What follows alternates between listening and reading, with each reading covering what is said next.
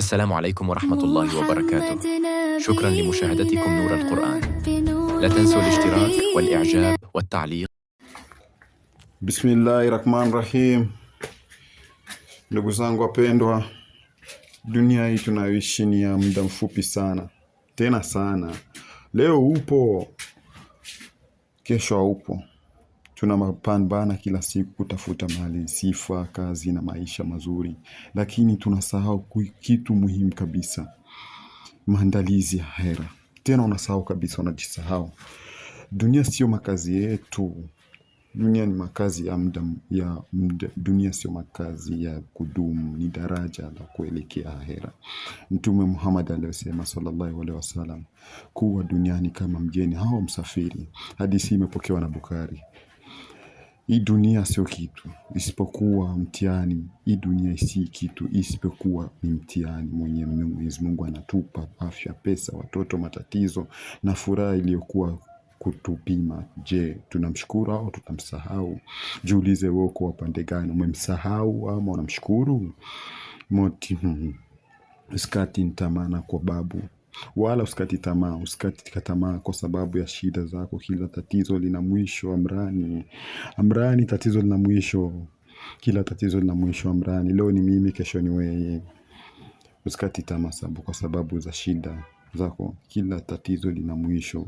Usijifunze kwa sababu ya mali yako. Kila mali ina mwisho. Leo una mali, kesho una gari. Unamdharau ule mwana. Unamuona fulani umesoma naye lakini anaenda kwa miguu. Unamuona ni yeye ana akili. Unamuona kama yoyoyo Zozeta. Unamuona kama Wafaransa wanasema bono. Unamuona mwenzako mwana pesa, unamuona kama sio mtoto wa mjini. Wewe unajiona smart, wazungu wanakuambia smart worker. Yaani unajiona msomi, na hakuna hicho. Hakuna hicho kabisa mrani.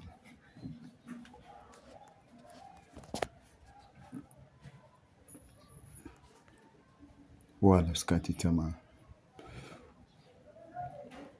Usijifanye kwa sababu ya mali yako na tusahau mali. Usisahau kusoma, kuswali, kusoma Qur'an, kusaidia wengine na kumshukuru Allah ya Jalal.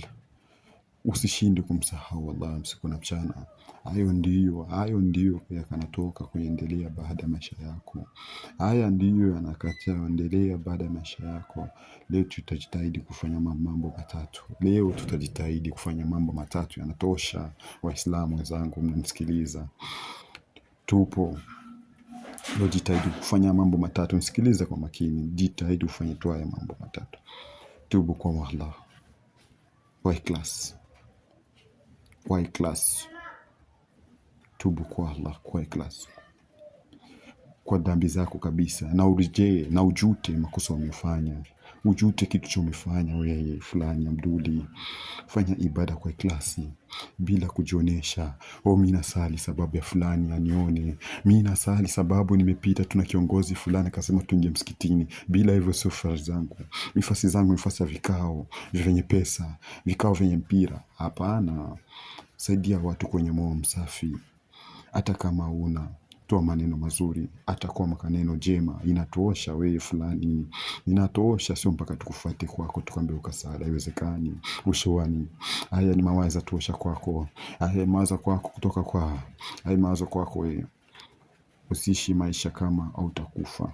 Wala usipime ukajidanganya kama mimi nitaishi milele. Usiishi maisha kama utakufa, na usife kama hujajificha vizuri. Assalamu alaikum wa rahmatullahi wa barakatuh. Walhamdulillah rabbil alamin.